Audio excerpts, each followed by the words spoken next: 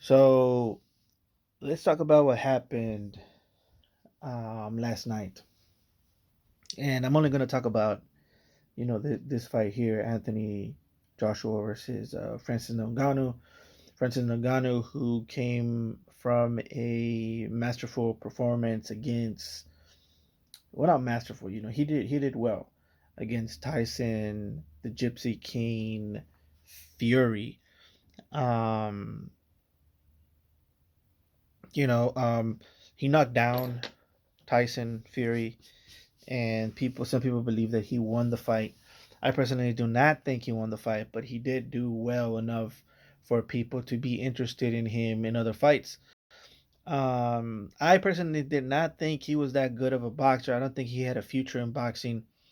Um, because I feel like he has stamina issues. He's always had stamina issues. He's never been, in my opinion, that good of a striker. He's good. He's a good striker in terms of MMA, because striking in MMA is at a very low level.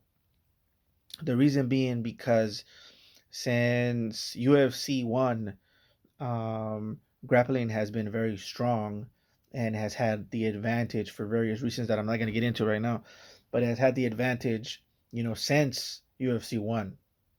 And because of that, people started to emulate, the Gracies, Hoist Gracie and the others, and then other schools of Brazilian Jiu Jitsu joined.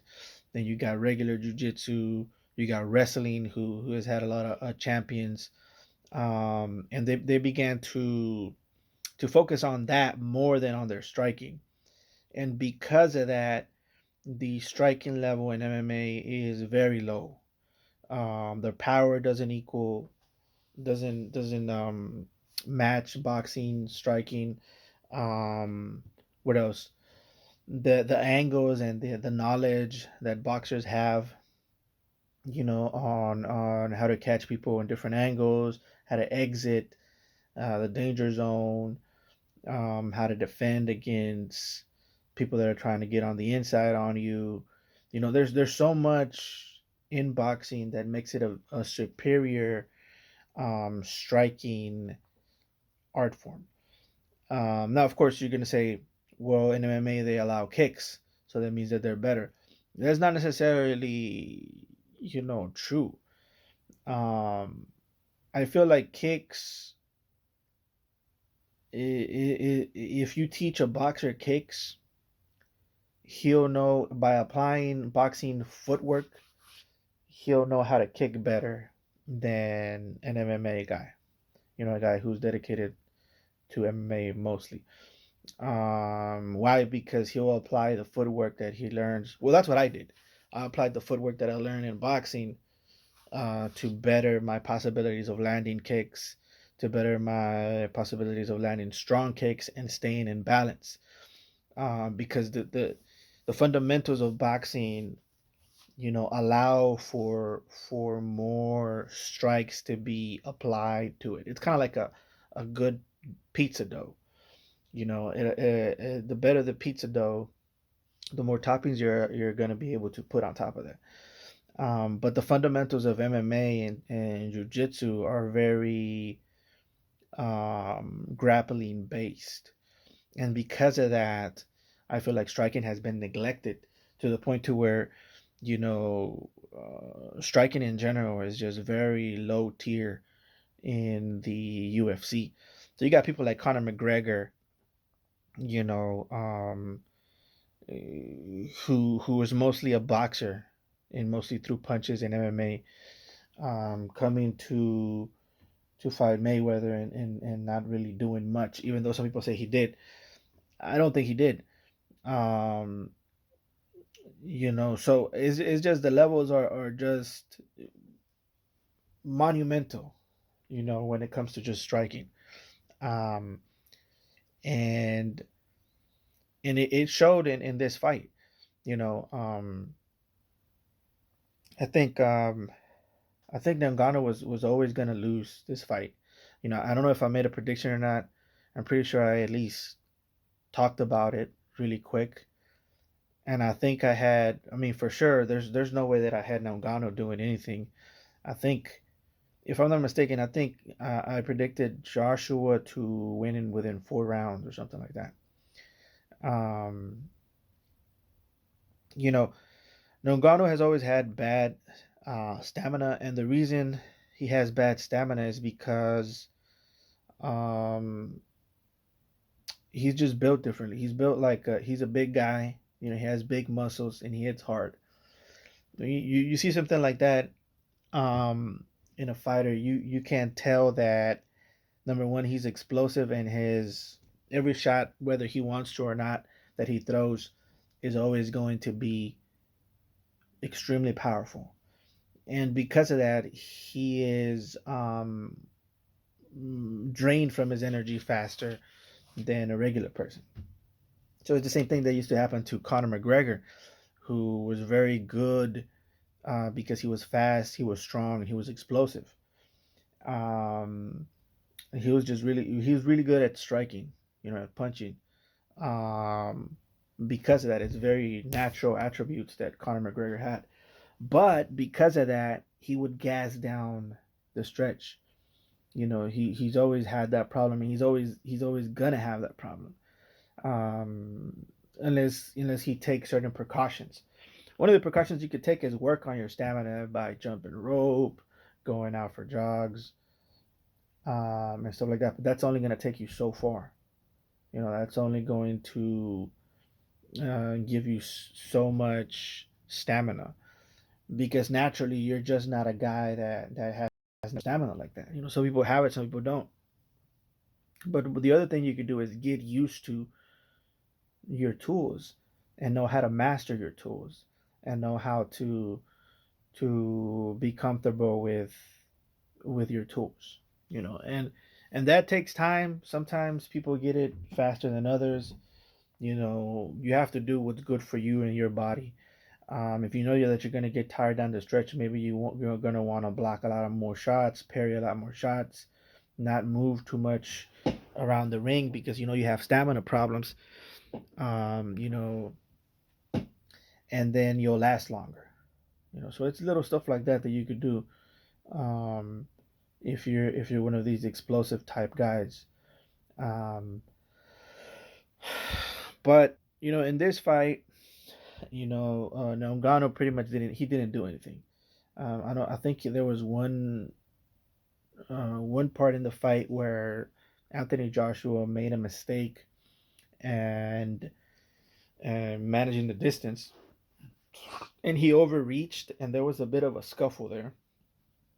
But Anthony Joshua managed to clinch, and nothing happened. Before that, he had already knocked him down once.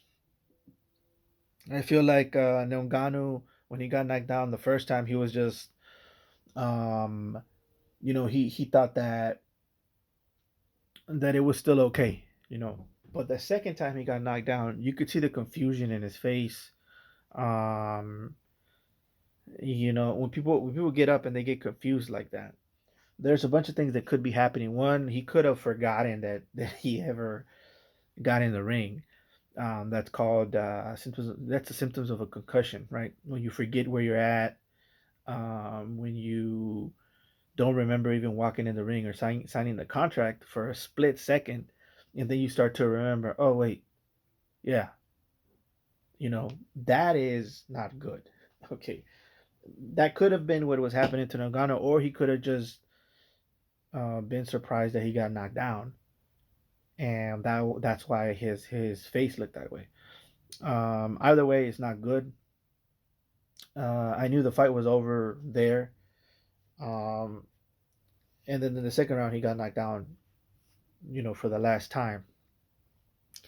When he got knocked down, his legs looked a little stiff, and his arm, as you could see here, was kind of stiff like that. And it's good to just leave him there. I've seen people get knocked out, and people try to yank him up and make him stand up fast. That's not a good idea.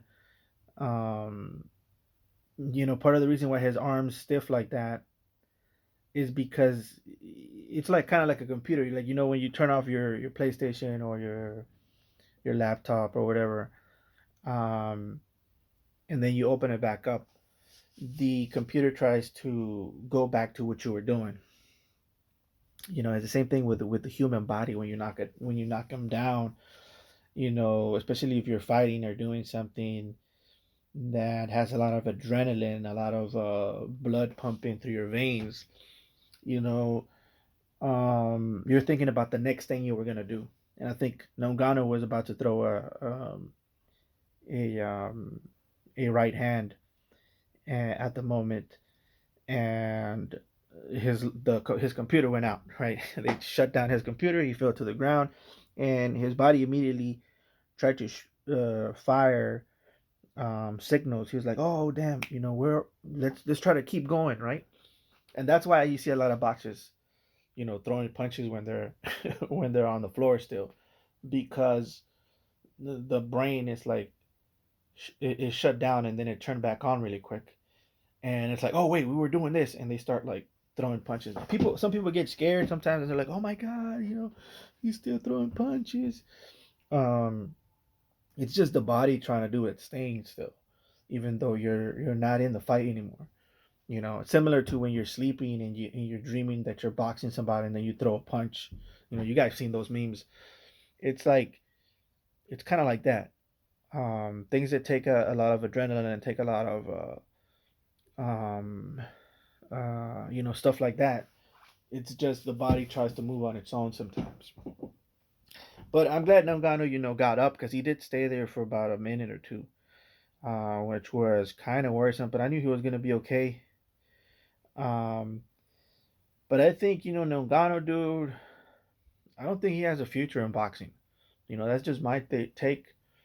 I don't think um, he should continue this at all because of the fact that just the level of striking ability, especially punches, is just too much in boxing. Um, and and I don't think he's ready for that. Personally, um, for various reasons, his stamina, his ability to set up shots or to see the opponent setting up shots on him, his defense. He's just not a good fighter at all. I think Tyson underestimated him, and that's why he got caught. But I don't know. If you notice when he got knocked down, Anthony, when he got the knockout, Anthony Joshua didn't really celebrate. He was just like walking around like, yeah, whatever. Like I could see Anthony Joshua kind of mad, kind of pissed. Um, all right, so I just got a message from somebody, but I don't know who it is. But here, that's gonna be the end of the video now. I think. Um, so what's next for each one of these guys, right? So for Nangano, I'm not sure. I think he shouldn't be boxing, personally. Um, I think his abilities, his stamina, and the way he fights is better for MMA because MMA, like I said, their striking isn't that good anyways. Um, and he could get away with a lot of stuff there. But in boxing, it's just not good for him at all.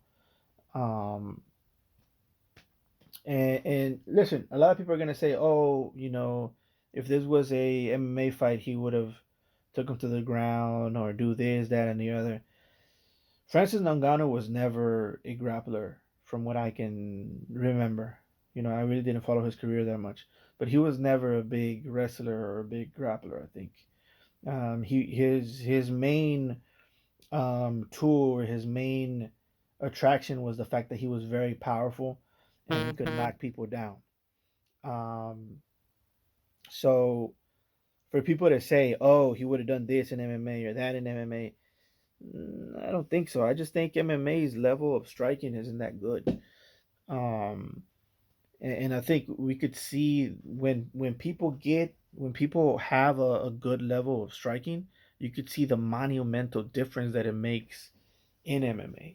Like for example, Holly Holmes, which pretty much beat Ronda Rousey with fundamental boxing. It wasn't even advanced boxing. It was like fundamental, stay on the outside boxing and moving out. It wasn't even anything that big of a deal, but you know that's what happens when you add boxing distance management, boxing footwork, boxing balance, and boxing mentality to MMA. You become untouchable, dude. Like real talk. And you go look at the fight that was a grappler versus an ex boxer that added kicks to the repertoire. And what you get is a masterful performance by the ex boxer. And I know the MMA guys, they're not going to like what I'm saying right now, but it's the truth. The level of striking in MMA is very low because they don't have good distance management. They don't have good defense. Um, they're just not thinking like a boxer. Um, but it doesn't mean that they're not gonna be winning fights or anything like that. I think wrestlers are probably the best. Um, but if you think about it, wrestling has a lot of elements of boxing in there. So, but anyways, guys, that is gonna be it for today. Um, Please like, comment, and subscribe, and I'll catch you guys later.